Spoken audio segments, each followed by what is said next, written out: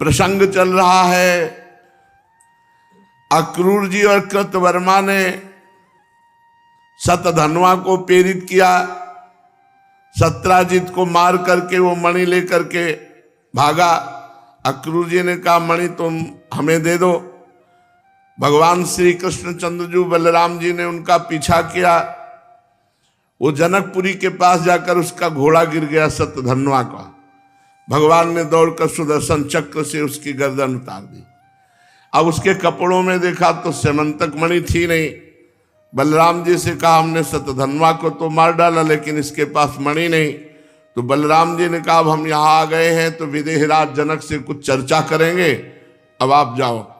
शतधन्वा ने कहीं ना कहीं तो स्यमंतक मणि रखी होगी, खोज करो,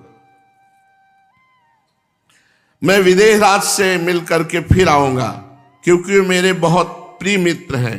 परीक्षित यह कहकर यदुवंश शिरोमणि बलराम जी मिथिला नगरी में चले गए। जब मिथिला नरेश ने देखा कि पूजनीय बलराम जी महाराज पधारे हैं तब उनका हृदय आनंद से भर गया।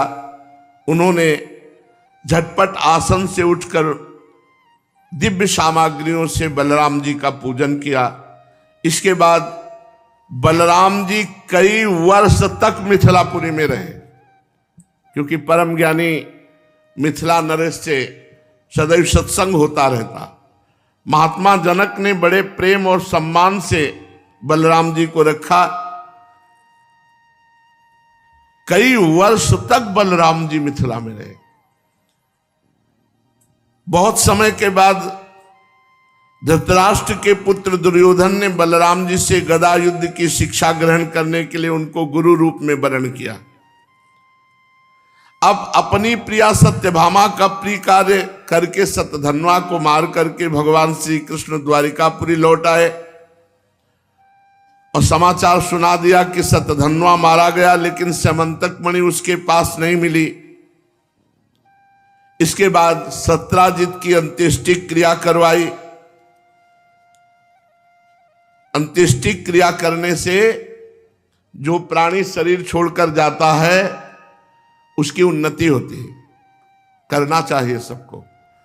जैसे अब आजकल साल्ट कट हर जगह होने लगा, नहीं 13 दिन तक कर्मकांड होते हैं। मुंडन करा करके एक आदमी पवित्र रहता है 13 दिन परिवार का, और वो सब रोज पिंडदान और आराधना आदि करता रहता। और गरुड़ पुराण होते थे, अब तो सब चटपट एकदम।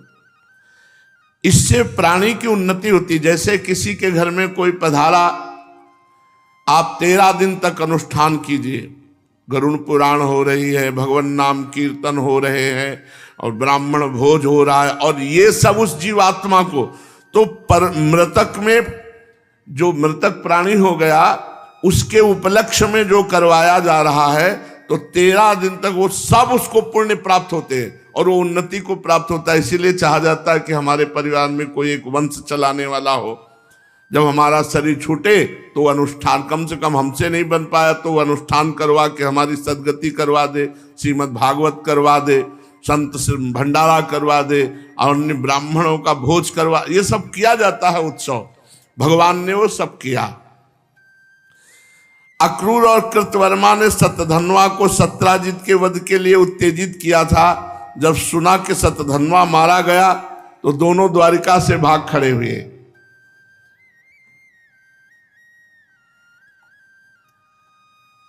बड़ा विचित्र खेल है। अक्रूर जी महाराज इतने बड़े भगत स्यमंतक मणि लेके भाग खड़े हुए। भगवान ने पूछवाया कि अक्रूर जी कहा, तो बोले पता ही नहीं, द्वारिका में तो है नहीं। गुप्त दूत लगाए गए तो पता चला काशी में यज्ञ बड़ी बड़ी कर रहे हैं, यज्ञ भोक्ता भगवान को छोड़कर। अक्रूर जी को बुलवाया, भगवान ने खूब स्वागत सत्कार किया और मीठी मीठी प्रेम की बातें की और मुस्कुराते हुए अक्रूर जी से कहा, चाचा जी इस समय बहुत दान धर्म कर रहे हो, हमें मालूम है कि स्यमंतक मणि आपके पास है, 8 भार सोना रोज देती थी, आप जानते हैं कि सत्यराजित के कोई पुत्र नहीं, सत्यभामा नाम की उनकी लड़की हमें ब्याही गई है, तो उनका तिलांजलि दान सत्यभामा के पुत्र ही करेंगे, इसलिए वही उत्तराधिकारी होते हैं। तो समंतक मणि आप दिखा दीजिए, सत्यभामा को दे दीजिए। समंतक मणि तो सत्यभामा उनके पुत्रों को मिलनी चाहिए, पर मैं वही आपके पास ही रखूंगा, आप दिखा दो कि आपके पास है।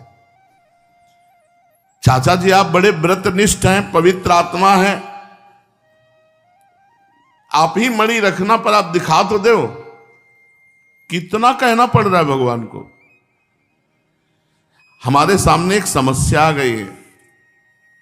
सत्यभामा और बलराम जी को संशय है कि सत्यधर्मा मारा गया, मणि उसी के पास थी, तो हमें लगता है वो हम पर संशय कर रहे हैं, इसलिए मेरी बात का पूरा विश्वास वो नहीं कर रहे। बड़ी संपत्ति में बड़ी समस्या होती है, इसलिए महाभाग्यवान अक्रूर जी आप वो मणि दिखाकर हमारे इष्ट मित्र बलराम जी, सत्यभामा और जाम्बवती का संदेह दूर कर दीजिए, उनके हृदय में शांति हो जाएगी। मणि के प्रताप से लगातार बड़ी बड़ी यज्ञ कर रहे हैं, मुझे पता है आप, जिनमें सोने की वेदियां बनती, खूब सोने का दान होता है। कहां से आता है सोना? जब बहुत कहा भगवान ने, तो अक्रूर जी ने वस्त्र में लपेटी हुई जेब में रखे थे, निकाल करके सूर्य के समान तेजस्वी मणि प्रकाशित हो गई भगवान श्री कृष्ण को। भगवान श्री कृष्ण ने बुलाया सत्यभामा को, जाम्बवती को, और बुला करके सबको दिखाया कि ये मणि देखो अक्रूर जी के पास थी। फिर कहा अक्रूर जी से कि आप मणि रख लो। ये जो समंतक मणि का प्रसंग सुनेगा, श्री कृष्ण भगवान के पराक्रम से परिपूर्ण आख्यान सुनेगा, उसको जीवन में कभी कलंक नहीं लगेगा, और उसके जो भी पाप और अपराध हैं वो सब नष्ट हो जाएंगे। जो पढ़ेगा, जो सुनेगा, जो स्मरण करेगा, उस समस्त पापों से छूटकर परम शांति को, भगवान की भक्ति को प्राप्त करेगा। परीक्षित, अब पांडवों का पता चल गया था कि वे लाक्षा भवन में जले नहीं, तो एक बार भगवान श्री कृष्ण उनसे मिलने के लिए इंद्रप्रस्थ पधारे।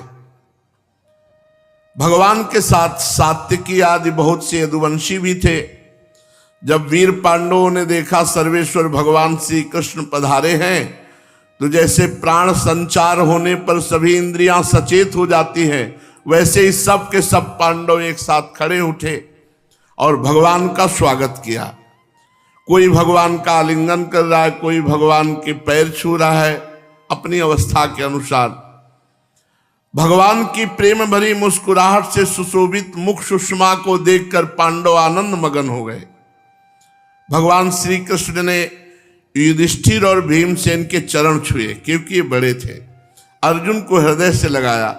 नकुल सहदेव ने भगवान के चरण छुए। जब भगवान श्री कृष्ण श्रेष्ठ सिंहासन पर विराजमान हो गए, तब परम सुंदरी श्याम वर्णा द्रौपदी, जो अभी नवविवाहिता होने के कारण तनिक लज्जा से युक्त थी, धीरे धीरे भगवान के पास आई और श्री कृष्ण के चरणों में प्रणाम किया। पांडवों ने भगवान श्री कृष्ण के समान ही वीर सात्यकी का भी स्वागत सत्कार अभिनंदन वंदन किया।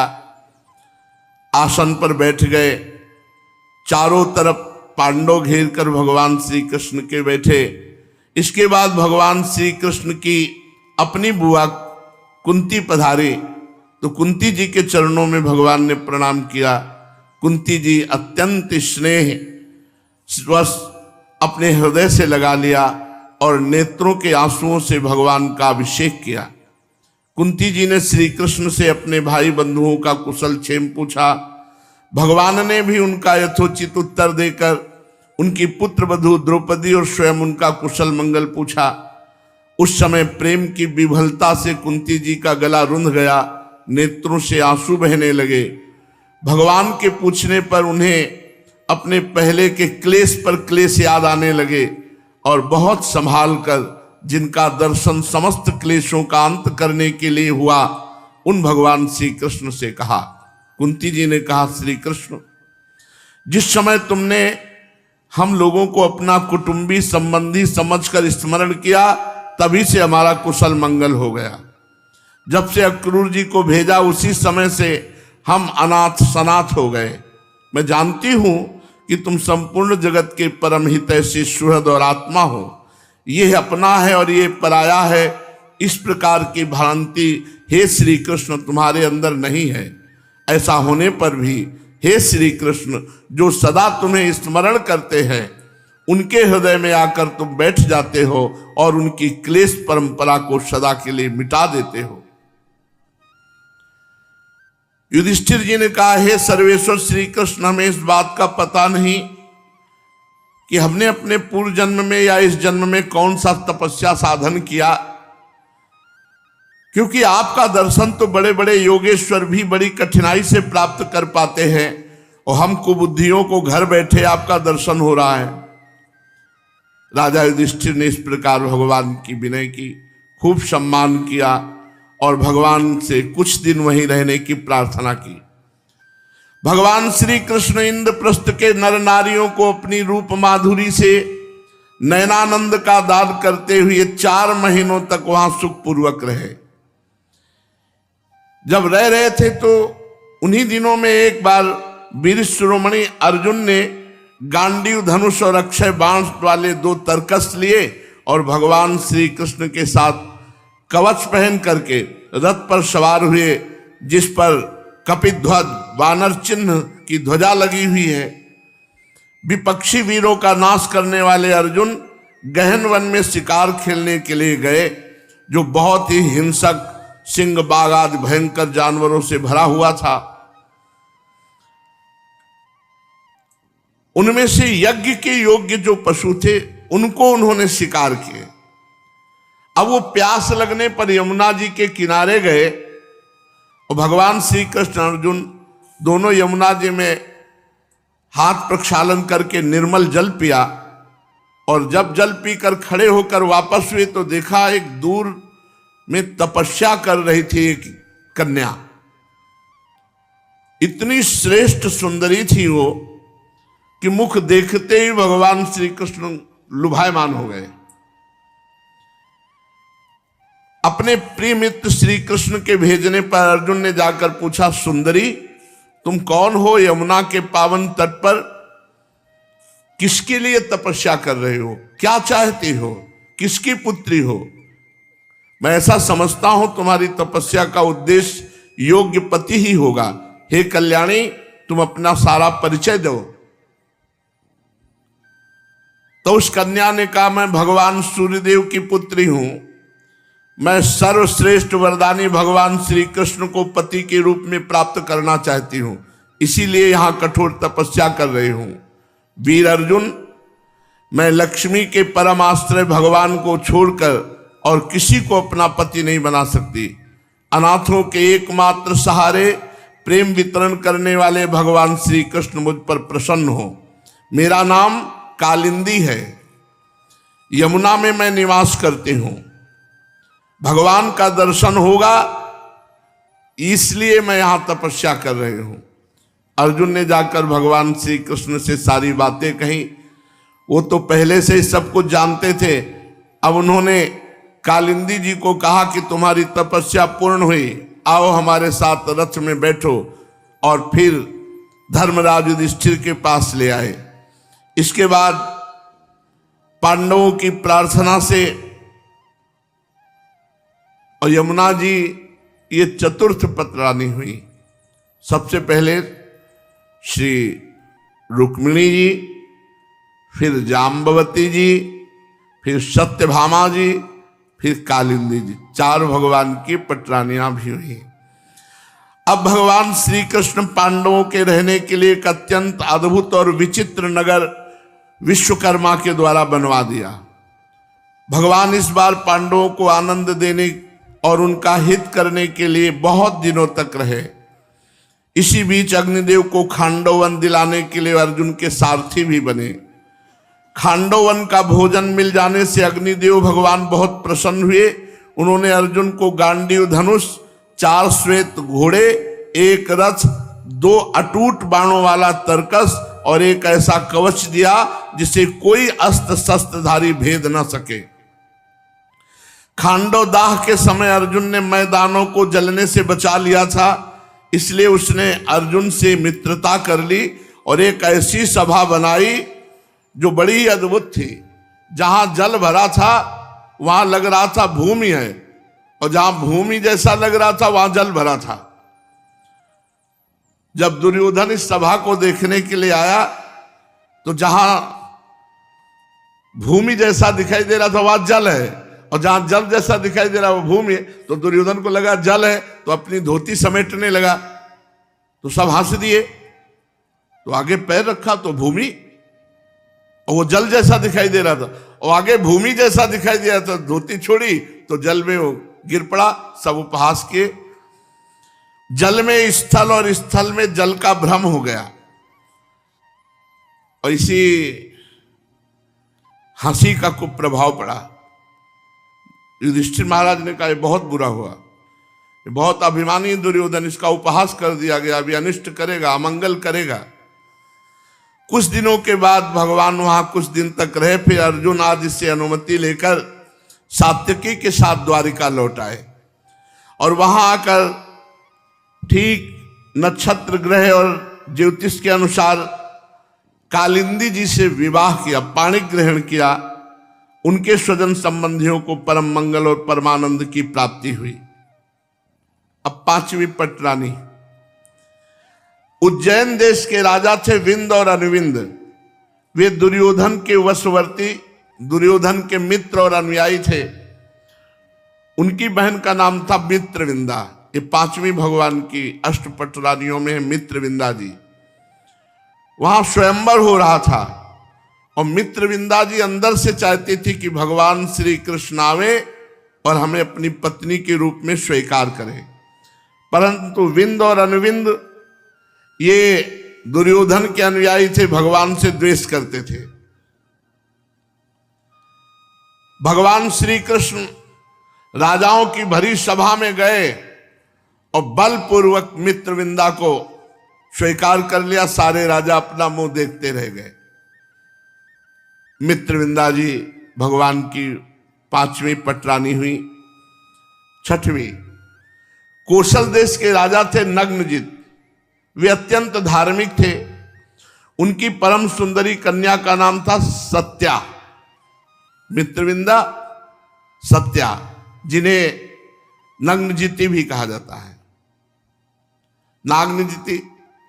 परीक्षित, वहां एक शर्त रखी गई थी। 7 दुर्दांत साण थे, उनको नाथना था अकेले। जो नाथ लेगा 7 दुर्दांत साणों को, बैलों को, उन्हीं के साथ नागनिजिति सत्या का विवाह होगा। बड़े बड़े राजकुमार बलवान आए, हाथ पैर तोड़वा के चले गए। बड़ी तीखी सींगें, और वो ऐसे बलवान थे कि 7 एक साथ, एक बैल गंध नहीं सह सकता था किसी मनुष्य की। जो ही नजदीक आवे तो मार के गिरा दे। कितने वीरों की दुर्दशा करके भेज दिया गया था। आए थे ब्याह करने में, लेकिन दुर्दशा होके लद के चले जाते थे। जब भगवान श्री कृष्ण के पास ये सूचना पहुंची तो भगवान सत्या को प्राप्त करने के लिए एक छोटी सी सेना ली और कौशलपुरी अयोध्या पहुंचे। कौशल नरेश महाराज नग्नजित ने बड़ी प्रसन्नता से भगवान की अगवानी की, आसन पूजन आदि बड़ा अभिनंदन किया। राजा नग्नजित की कन्या सत्या ने देखा कि मैं जिनको अपना पति बनाना चाहती थी वही रमा रमण भगवान यहाँ पधारे हैं। मन ही मन बहुत प्रसन्न हुई, विधाता को बहुत धन्यवाद दिया। मैंने व्रत नियम आदि जितने पालन किए उन सब का फल मेरे श्री कृष्ण पति हों। देखो पहले से साधना कर रहे, जो साधना कर रहे भगवान वहां, यमुना जी भी साधना कर रही थी। नागनिजिति सत्या मन ही मन सोचने लगी, भगवती लक्ष्मी, ब्रह्मा, भगवान शंकर, बड़े बड़े लोकपाल जिनके चरण कमल का पराग अपने सिर पर धारण करना चाहते हैं और जिन प्रभु ने अपनी बनाई हुई मर्यादा का पालन करने के लिए ही समय समय पर अनेकों लीला अवतार ग्रहण किए, वे प्रभु मेरे किस धर्म, व्रत अथवा नियम से प्रसन्न होंगे? वे तो केवल अपनी कृपा से ही प्रसन्न हो सकते हैं। राजा अयोध्या नरेश नग्नजित ने भगवान श्री कृष्ण की अर्चा पूजा की और कहा, प्रभु मैं एक तुच्छ मनुष्य हूं, आप सर्वलोक महेश्वर स्वरूप भूत आनंद से परिपूर्ण है, भला मैं आपकी क्या सेवा करूं? भगवान श्री कृष्ण ने कहा, राजन, जो अपने धर्म में स्थित है मैं इसी बात से केवल प्रसन्न हो जाता हूं। जो अपने धर्म में स्थित है, अपने कर्तव्य का पालन करता, अपने धर्म से चलता, मैं इसी बात से प्रसन्न हो जाता हूं।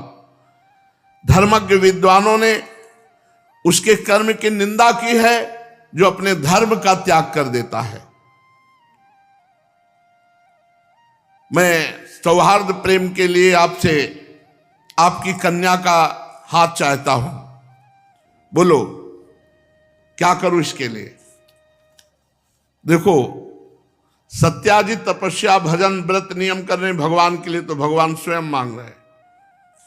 राजा नग्नजित ने कहा, प्रभु आप समस्त गुणों के धाम है, एकमात्र आश्रय हैं, आपके वक्षा स्थल पर भगवती लक्ष्मी जी निवास करती हैं, भला आपसे बढ़कर हमारी कन्या के लिए अभीष्ट वर कौन हो सकता है? परंतु मेरा एक प्रण है, कन्या के लिए कौन सा वर उपयुक्त है इसका परीक्षण करने के लिए 7 बैल हैं जो आज तक किसी ने बस में नहीं किया, आपको नाथना होगा। नाथ कर उनको, बड़े बड़े राजकुमार बलवान आए, उनके अंगों को खंडित करके उनका उत्साह तोड़कर यहां से वापस जाना पड़ा।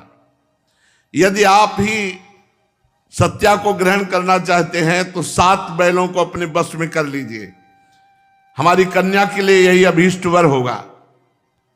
भगवान श्री कृष्ण ने नागनजित की ऐसी बात सुनी, पीतांबर से फेंट कसी और वहां गए, और ये कोई जान नहीं पाया, 7 रूप धारण किए और एक क्षण में एक एक बैल को नाच करके अपने बस में, और 7 को एक रूप में,